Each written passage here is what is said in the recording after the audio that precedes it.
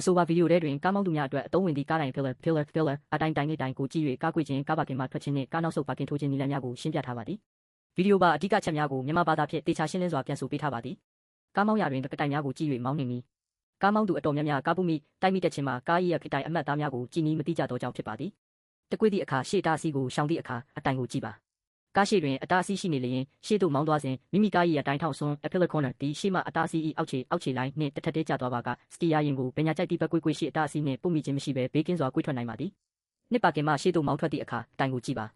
ဘေးကားများကြားမှရှေ့သို့ထွက်သည့်အခါမိမိကား၏တိုင်ရှေ့တကားနှင့်နောက်တကားကြားတိုင်သည်ဘေးကား၏ကားကောင်းရှေ့ပိုင်းနှင့်တန်းသွားသည့်အခါစတီယာရင်ကိုဘယ်ညာကြိုက်သည့်ဘက်ကွေ့လိုက်ပါကဘေးကားကိုပုတ်မိမိကိုပူစရာမလိုဘဲအန္တရာယ်ကင်းစွာထွက်နိုင်ပါသည်သုံးပါကင်ထဲသို့နောက်ဆုတ်ဝင်သည့်အခါတိုင်ကိုကြည့်ပါ